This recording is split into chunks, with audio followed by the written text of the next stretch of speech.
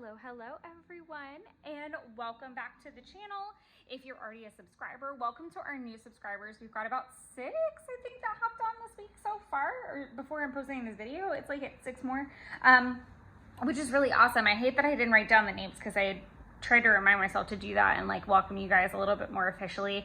Thank you guys for the support nonetheless. I really appreciate it. Welcome back to all the people that are already tuned in. I really appreciate you guys, you know that. But today we're going to be flipping through my passion planner for 2021. So I have decided to go ahead and start and move into my 2022 planner with just so much excitement. It's already going really well. I think I like the flow of it so far. I say that and I just recalled that I need to chart a couple things in here before the end of day. But there is a setup video on this that I posted last week. So if you want to check that out, make sure you head over there. I'll try to put it in the like suggested section or the watch next or something like that. I'm still learning all the editing tippy trick stuff, so bear with me. I am not a tech whiz, nor do I pretend to be one on TV. But we're gonna go through my passion planner for this year because I'm done with it. I wanna be done with it. I'm just ready. But we're gonna go through it nonetheless. This is the larger size. I think in my setup video, I said I thought it was the medium. It is definitely not, it's the larger size. I think Passion Planner is really great in the fact that it really ignites conversation internally for you to have with yourself and your planning style and your accomplishments. I really appreciate, this is not gonna be a cohesive flip. In case you guys have never watched a video of mine before, there's gonna be side rants. There's gonna be flipping all over the place, all kinds of stuff. So we'll just go to some blank ones because there's plenty. Every month, you get a layout of focus, people to see, places to go, and the not to-do list. There's also room for personal projects, work projects, mind map stuff. So logically, what you do is you kind of take a goal from your nice, lovely roadmap over here, and you break it down into monthly bites and kind of go to town here. While I love this from a setup perspective, it is very unrealistic for me because while I do have a pretty set work schedule and I can work with that, so much of what I do, there's two, obviously like everybody, there's a work life and home life. And if those two things are off kilter for a day, it can literally throw off my entire month of quote unquote goals because I mapped them so intensely. So that was one problem that I figured out, and I'm still trying to work around in a weird way. And I think that's part of a bigger journey that I'm having, is that these are the goals for the month. Now you have to be okay with if you didn't hit them for logical reasons. And I feel like there's a disconnect in my brain there. But again, that's on a personal note. And then at the end of every month, you kind of go through your progress. I say progress because I don't want any bad connotation to not accomplishing things either, because I've had months where it's like, had a month full of goals, but self-care took precedent, and I don't think that there's anything wrong with that. But I like the monthly reflection. I think, again, this goes back to having intentional time beyond a plan with me moment. It's being intentional and being real with yourself in this section. And when you start repeating yourself, it can get really frustrating when you're having the same conversations and then it gets really nasty in your brain. And I don't know that this was the year for this planner, is the best way I can put it. I think this planner would have been wonderful if some things hadn't gone left that I couldn't have foreseen, nor that my company could have foreseen. It just got a lot busier at work, which translated into a more chaotic, like remote time for me. So a lot of the time that I was remote, and if you guys have been with me for a while, you've already heard this rant or side rant or whatever. So just bear with me for the new kids. But basically it's just, a lot of the free time got taken up. So it made it harder to achieve some goals, just being realistic. So we'll go back up to the front. So yeah, that's just kind of my little tidbit about the guided part and how it relates to why I'm not using it for 2022. So this is, like I said, it's part of the guided section. So it's like, you know, who or what motivates you? What's the biggest goal? Write down words of encouragement. And I actually wrote, it's a journey. Give yourself grace and time, consistency. And I think this, I don't even want to talk about the word consistency. The passion roadmap was really nice. I actually need to kind of revisit this. I think I did in a way for building my 100 list in my newer planner. So that was really nice. Yeah, I think that was a really nice thing to kind of have all spread out. But this is honestly like a little too clunky for me. I like the more linear style of my new planner. I had broken it down for my game changer to be get healthy. I will honestly say I did really well. I did gain muscle. I did also gain weight, and I need to, if anybody out there knows of a good scale that's not super expensive or crazy, I actually saw one today I probably should have bought, that does body mass index as well. I would be really curious to log that over weight. And play with that a little bit. So my 2022 goal in that arena is still to continue on this path and lean out a little bit more and get back into weights. I'm really happy with the program that I've chosen to go with, and that's Asana Rebel. I'm about 6-7 days in to a 21-day challenge. And I'm really loving it for the stretching portion. It's a great workout, but my body doesn't feel rigid like I did doing other workouts. And I think a lot of that is that the warm up and cool downs and the stretches are mixed in a way that makes it a lot easier for me to grasp, because I am very impatient about the warm up and the cool down. And so I don't think I was doing it properly. That's a side rant. This was supposed to be a YouTube tracker, except for the fact that when I set it up, I was in 2020. So here I was, and then I was like, oh, we're supposed to be over here. So it never really got used. I did do a January, a February. I don't think I did a March. No. I did an April plan with me, a June possibly. I think I did do a June, maybe. I know it stops after that. So there might be about 4 plan with me's on the channel related to this planner. Again, I have no shade to really throw at Passion Planner. It just wasn't the year for me to use that.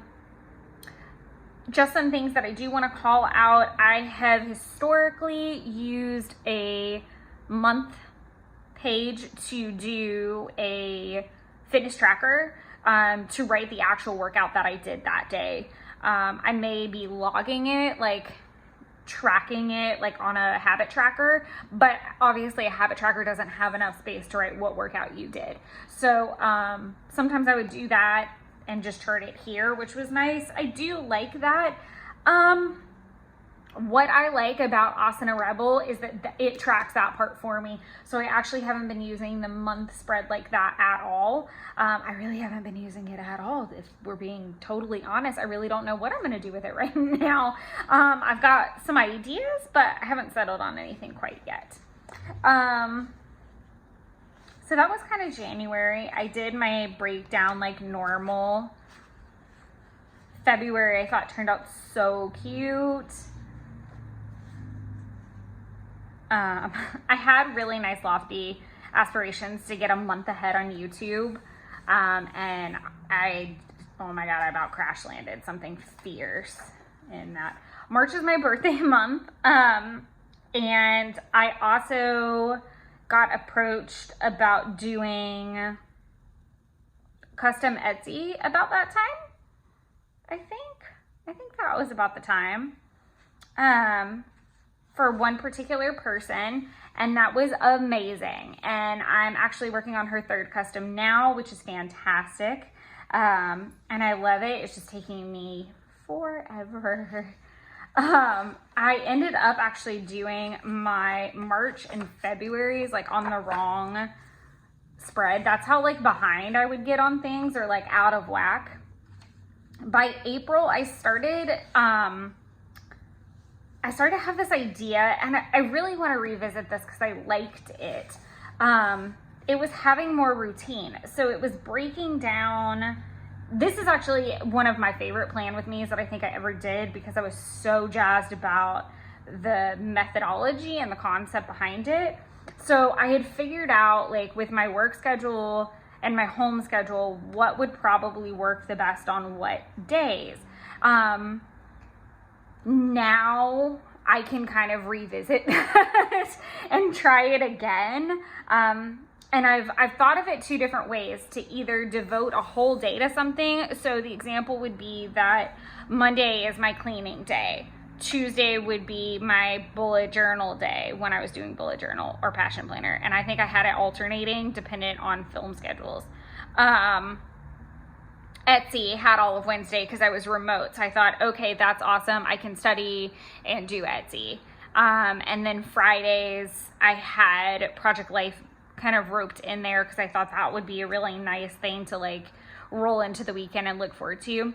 The problem is, realistically, this does not work. My schedule is actually not even the same in terms of home life. So I would like to revisit this. Another idea that I had was doing one thing from each category a day, so that I didn't feel like if I didn't get to Project Life that day because life got crazy, I didn't feel bad that I had to wait a whole week or try to fit it in somewhere else. So food for thought on both platforms. The alternate theory of do one thing did work for a couple days, and then I don't remember what really threw me, but it did. I think it was just I'm learning how to commute from further away, and I think I was just really tired, if I'm being fairly honest. Mermaid, I didn't get too crazy. I actually didn't do Mermaid at all this year. I think I started and got about 2 days in last year, which sucks because I do love Mermaid. June was really pretty because I was obsessed with this Allie Brown washi tape that she doesn't sell anymore, and I hate it because I'd buy like 5 rolls of it. I think this is about, where is it? Is it June? Yeah, June is like really where I changed my handwriting, which is hysterical that I can notice that like bubbly split, which I love. I kind of write in this uppercase, lowercase mix style, and it just makes me happy. So we're gonna go with it for now. And I had days color coded. I started that in May, where I would highlight in office, remote, off, and half days in Swanee. So, because sometimes I'm in a different office. It doesn't happen a lot, but I just wanted to make sure I put that on there. And then I don't think I did use July very roughly, but I used it. This is a mess. Oh, this is a mess. But yeah, that was the end. Then I started using the monthlies. I used that monthly to try to chart my series, and then the rest are blank. I didn't get I was not motivated. Like I said, it's very difficult with the prompts because in all reality, I would love to see those people. And I understand the concept of the go see do. But sometimes it didn't work out for their schedule. It wasn't even a me thing, or I didn't have time. October for me historically is incredibly fast, incredibly full. At least for, oh my God, every year that I can think of has been full, even the pandemic year, because we went on vacation to Hilton Head, I think, late in the season. Yeah, because I was doing Daisy Inktober from Hilton Head. So, I mean, historically, October is a blur. Both my boyfriend and his brother have birthdays. I'm a huge Halloween nerd. I took James's class. What else was I was trying to do 2 Inktobers. This year I went on a longer trip, still had the birthdays happening, came back to still trying to finish out a move that had started before I left. So point being made that some months just don't have that ability at all. Or I need to be more realistic about the people I guess I'm seeing. I don't know. Oh, this is so pretty. So like I said, I have a lot of these Plan With Me's done on there, and I also have flips of several months as well that you can check out on the channel. Obviously it's probably gonna be like January through maybe April or something. I doubt I flipped May. I'd be shocked if I flipped May. It might go all the way to Plan With Me June, and that's it. So there's that. Some things I do like about the Passion Planner is the good things that happened. I actually use that like off and on a good bit, and it would really keep me kind of grounded in the little things that were happening, which I loved. Another thing I do love about Passion Planner is the quotes. And I would look out most of the time where it was something that was already on my brain a little bit, and then the quote would just propel me forward into that good, happy place of thinking and that progressive, productive thought process, which was nice. You do get personal to-do lists and work to-do lists, which were fine. They were great. I think it gets hard between top priority, and errands a little bit, because I feel that need to fill. I don't know how other people feel about this. I want to fill every single space, but I also know that I'm not going to be able to get all of those goals. So then it becomes a battle of what to put there because you feel like something needs to go there. Also, problem with this planner. So the space of infinite possibility got used a bunch of different ways. From birthdays, I think birthdays were like a thing for a little while. Then I did some Instagram planning, all kinds of stuff. You've got a focus at the top. This was the undated, so you'll see me date it throughout. And I think I even skipped a week or two in here. I did try the idea to draw like a highlighted line of where I start work and finish work, but a lot of times I'll go in early, or it's rare I stay late, and if I stay late, it's not long. I was charting the weather at the top, so if you've watched my Plan With Me for the new planner, you know I'm really, really excited because I can put the weather in there. There's a space for it, because this was kind of the problem. It was already taking up like a 6 o'clock hour, and most days I'm up by 6:30. So it was a problem that I couldn't write there sometimes. I did do steps and calories at the bottom here. Again, these timelines start at 6 and go to 10:30. A lot of times, I mean, it's 6:30 right now while I'm filming this, and I had every intention of filming this at 6:30 a.m. except for I started my dishwasher and then realized I started my dishwasher and I can't talk over it because it's literally on the other side of the camera. My water trackers were at the bottom. I hate that my stamp now is too big for the planner. So I'm gonna have to play with that a little bit and see what works, because it's perfect. In this spread, I tried stamping it. Again, this took even more space. It basically meant if I was trying to get something done before work, it was not gonna be listed on here. It needed to go on a Post-it and get thrown on here, which I didn't love.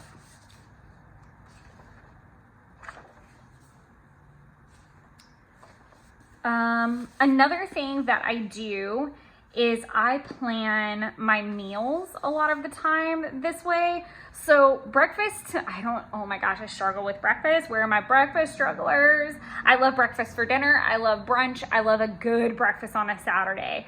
But on work days, I suck at it. And I know I do. So it's usually, I'm not a fast food breakfast person, so that's not really the big problem. I'll get a craving for some for a chicken biscuit like everybody else every once in a while. If you do not have Chick-fil-A or know of its wonders, I am so sorry. I'm so sorry. I will take a moment. I will send you love. and we will move on. But for the most part, I'm not a big breakfast eater. I could drink a like protein smoothie and be fine. But the point is, I was charting lunches and dinners here.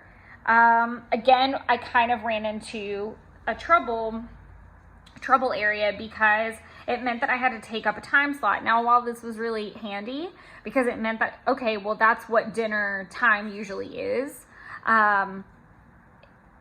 For example, say I need to run errands after work and I don't get back by 7. Okay, that's fine. But what if I had stuff put in underneath that because I thought I was going to be home at 7? Like, it's that kind of stuff, that just normal life stuff that throws you off kilter a little bit. So that became a problem. I'm going to pull this planner in here because I really feel like I did it with the other, like with the setup video, so I might as well do it here. In the Kokuyo Jibun, you have like an area down here. Some people have used it for like quick thoughts, like morning, evening, important, or evening. I used it for morning, lunch, dinner, and it has been such a big help. Sorry. Yeah, this is a mess. But it was such a huge help to me to have a designated space away from, again, this is the same with the weather, having something that I want to log, that I use my planner to log, set off to the side and allow me to look at it, but not have it be in the way. Game changer. This is where I got into some pretty planning again. I was very happy about this. I got lots done, which was nice. It was just pretty. That was like literally the only spread I did that was pretty. I do use a lot of Post-its for ideas, for notes, all kinds of stuff. It just, that's stuff about my tires and my air and, yeah. I leave the Post-its a lot of the time because I don't know that I was doing flips, or I think I just left them even then. This is where I did some of that, planning. So March is Meet the Maker with Joanne Hawker, and I just kind of wrote the prompts down and then checked them off as I did them. And that actually worked out really well. I wouldn't mind doing something similar to that. I might have to do like a tip-in the planner, or something like that. Like keep something easy to see right in front of me, versus putting in the back or in like the idea section. If I want to do something like that, like posts or certain types of tracking, it has to be a tip-in like that. I decorated for Easter. If you guys have been around for a while, then you guys know I had a bunny, and my mom now has 2 bunnies. So we're bunny people. So obviously I had to decorate because we love Easter for the bunnies. It was fun to do like all pretty planning and use up a bunch of my Maggie Holmes crate paper supplies because I have a ton. So it was all Maggie Holmes and crate paper for an entire month. May was kind of bare. I was working on Kim's Custom. Let's see, when did I start? I wonder. It looks like I started in April, not March, like I thought. I think maybe we started talking about it in March, but it looks like I started in April, which was kind of cool. Oh, I got some new highlighters. Then I tried to be fancy with some hand lettering. I decided I was going to do my patio, which is hysterical because my patio is still not done. I have pillows and a rug, and I know what chair I want. The chair is like $500. So I'm trying to talk myself into that a little bit because that's a massive investment for me to pick up, and there has to be a cover for it for the off season. But I'm also going to see if maybe it goes on sale during the winter months, possibly. We'll see what happens. A huge thing that I did discover is that I don't know if anybody else does this. Like if you highlight it regardless if you did it that day or not. So say I don't get to it till Wednesday, I should move it and then highlight it. And I'm still kind of struggling with that. So I'd be curious to know. I know some people that do it like a bullet journal style where they're migrated over too. Actually, that might look really cute. I might have to apply that and try. Some things that I really want to stress in planning, and I did this with Passion Planner. I feel like I've maintained this dialogue for a while now, that if something's not serving you, change it. So that's a huge reason why I did like a November-ish planning. And I'm actually planning to do a check-in on my planner, I think in 2 more weeks.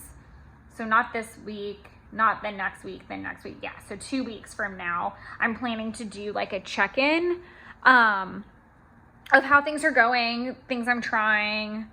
And that's okay. It's an ever-evolving thing. Again, it's, hey, this worked for me. This didn't really work for me. I'm going to try this kind of concept is what I'm working through. Because I think that there's so much content out there about pretty planning, before the pin, let's make it pretty. I'm here to talk about, hey, try this. It may work for you. If it doesn't, it's okay. You've got a whole new day. You've got a whole new week. It's okay. It's okay. It's okay if you have nothing on there. And there's some spreads. There's a lot of spreads like that. So that's okay. I guess I tried it kind of with this. No, normally that's if I now just write allocations, but like allocations are like a multi-step process. For me, it's lots of things. So that being said, I don't put that on there because sometimes it doesn't take that long. But I did do some planning in pencil. We'll see it happen a couple times. And it was helpful. It served a purpose for sure because things had to be moved. I did go to Hamilton. That was wonderful. I also tried, I think I did try it this week. Yeah. Where instead of writing what I wanted to do that hour, and I've seen people do this as well, of like memory keeping this way, instead of writing what I wanted to do that hour, I wrote what I did, which I think is really great if you have a to-do list column that you can consult down the side. So if you have your to-do list here on a separate piece of paper or whatever, that's fine. But I do think that it can get really difficult if you don't have something to kind of like keep you on track. So that didn't track for very long. Boop, boop. Yes, I had jury duty. I didn't actually have to go. This is where we get into some pencil planning. We're going to stop here shortly. Yep, because that's it. Like, that's literally like the end right about here. Yep, I think I stopped. Yeah, I did chart for the last of October. In here, I started having some new ideas. I knew my new planner was coming. I do need to fill in some of these things, though. This was a fun way of tracking it. So the idea that I said I had about doing one thing every day, so I wrote what it was that I did rather than the goal or what I did during that hour. I just wrote what I did. So for Project Life, I've prepped and printed a bunch of the photos, and I actually did 5 spreads. I like prepped 5 spreads. So what does that mean? It means I printed the photos and I picked out cards to also go in there, or cut down cards that I thought meshed with it. I have a love-hate relationship with that. I've learned that with my Project Life, there's sometimes, and I think this goes for all crafters, correct me if I'm wrong, but there's sometimes that I sit down and I'm like, I just want to be really easy and pop stickers on things. I don't want this to be I don't want to think about it. I really just want to stick some stickers down and be simple. I don't want to think about paper and picking my colors out right. And I know some people that do pocket pages specifically because they just want to sort through the pretty cards and like pick whatever strikes their fancy and pop it in. There's different, sometimes I'm in a prep mindset where I really just want to go through the photos and enjoy looking through them and printing them and picking my favorites and putting them in a sequence or a page setup that I would like.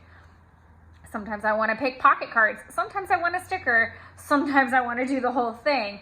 But if I prep stuff, then it makes it so much easier for me to go to my book and say, okay, I'm in the mood to start a page from scratch, or I'm in the mood to have something already kind of started for me. So it helps. I highly suggest it if you're similar in that mindset. Another thing I started tracking is spending at the bottom. I picked the worst time to try to track my spending because I tracked it for 2 weeks and I spent so much money in groceries, more than I ever spend. Normally, I can spend about $50 for a week. And that's still like a good bit, but I was getting a lot of like household items, which are obviously pricier because you don't have to get them very often. But I also started, this isn't on here yet, but I have already started Christmas shopping. My goal is to be done Christmas shopping by November's end, obviously, by the end of November. And if I do so, then I get to buy myself this advent calendar that I really want from a wine company, which I think would be so fun. And if I do buy the advent calendar, we're totally doing a Wine Wednesday post. It has to happen. I will make it happen somehow, some way. We will do Wine Wednesdays or a live stream or something. Please comment below if you would like to see that. Even if I don't get the calendar, I really would like to do Wine Wednesday, like live streams. That would be fun. I also started doing currently lists on Mondays. I think this Monday is the only Monday. I did it for like 2. That's crazy that I didn't think to do it Monday. I think it was because I was remote. But this is where November would have started. So it is all blank weeklies from here, which sucks. And then we kind of get into the back. I was going to do mood boards for the whole house, for every room in the house. That didn't happen. So I've got all this lovely blank paper. I do love that there's blank and dot grid paper included. But if you listen to my other video, you know that these pages don't get visited very often. They're more for, oh, I need to go through this. Oh. Where is my pen? Oh, I'll just do this now, because why not? I'll do a squiggle, squiggle, squiggle here. I did these. Hot diggity. That's awesome. Okay, I'm like halfway through this. So that's crazy. Okay, cool. So these are some of the spreads that I did from 2015. I did start finally allowing myself to hop around a bit. So sometimes I'll do a spread from 2015, which is chronologically in order, but sometimes I'll hop forward and treat myself to something a little bit more current. And I'm trying to do that just to like keep myself a little sane. Just to give you guys a little backstory. So I started Project Life in like the first year, like January 1, started 2015. And the company I worked for had me start traveling a lot at the time, and I worked retail, and I was working into taking a store in a different city. And I was really excited, but I was very busy and I was traveling a lot and I didn't have craft supplies and I was working all day. So taking craft supplies would have been silly and pointless. But then I moved and took the store. 2016 was a blur because I was working all the time. 2017, kind of just finding a new job, figuring it out. 2018, by that point I was like established, working a new job. I broke up with my boyfriend. In 2016, I broke up with a fiance. In 2018, broke up with a boyfriend and then started dating someone new, and we started going on all kinds of adventures, and we're still together. So that's really fun, but that's just a little bit of a backstory of the ups and downs and why Project Life is so behind. But I did have a really cool idea over the last couple months about how to approach Project Life the way I did my Hobonichi a little bit and make it a little bit more everyday, because hopping back and forth between the spreads, I do notice that things are very event based. Even though I take lots of photos, it's this, you know, this vacation or that, you know, that holiday, and there's not a lot of in between, and I don't care for that. And it's also really hard to go back and document everyday moments from 2015, 2016. So I had made myself a promise that I was going to try to do a more current thing with Project Life going into 2022. And I'm hoping to be able to share that with everyone probably in early 2022, just how it's going. I want to play with it for a couple of months before I share it with the planet. YouTube schedule, let's not and say we did. So I was really proud, and I thought this was how I was going to get ahead, is if I wrote out a video for every single week of the entire year, and then that way I would also know where I could move something. So if I had a plan with me listed, but I had a box of goodies come in, I could use that spot to do the unboxing, if that makes sense. I knew what I could move. Obviously, planner videos are a little bit more time sensitive because most people want the plan with me's up close to the beginning of the month, and they want the flips as soon as they can get them at the end of the month. So we kind of had that rolling. So I had that. Then I did my finances.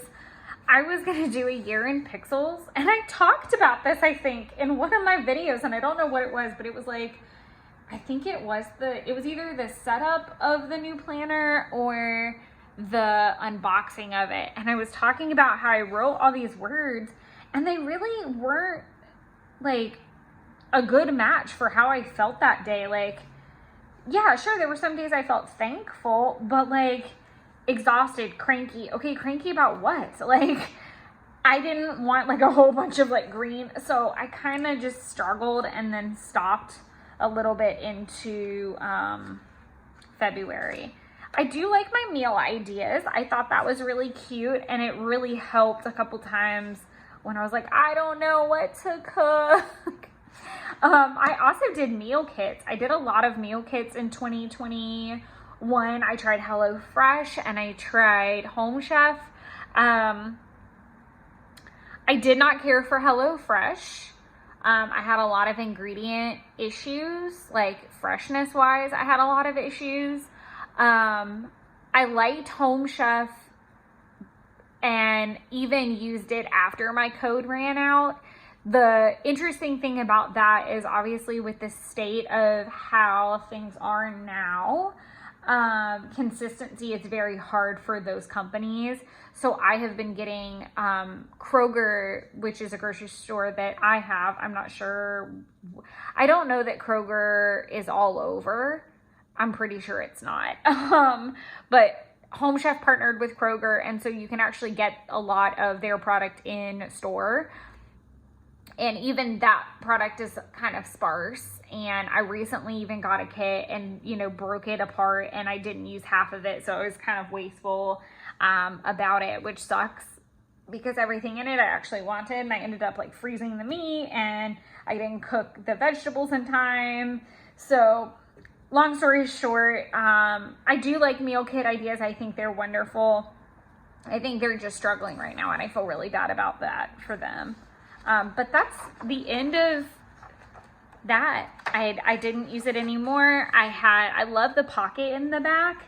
I kept a lot of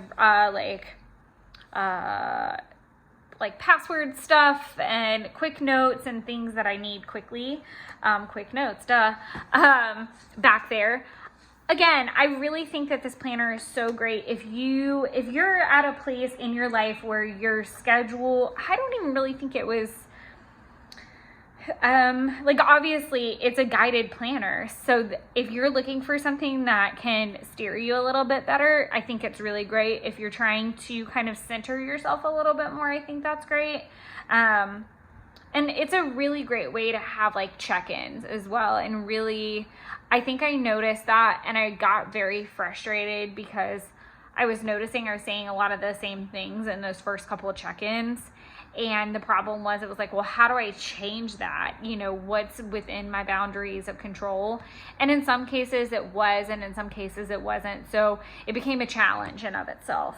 But I hope you guys enjoyed the flip. I'm very excited to do the check-in with you guys on the new planner when it, look, there's some Home Chef coupons. I'm really excited to do the check-in with you guys. I feel like it's going really well, and we'll do a setup video as well for 2022 when I've had the chance to fill in a little bit more. But I hope everyone's looking forward to happy holidays with those loved ones that you can celebrate with. And I hope that no matter what you're doing, you're staying warm and cozy and enjoying all the wonderful things and magical things that are the holidays. But thanks so much, guys. Until next week, I hope you guys enjoy. Bye.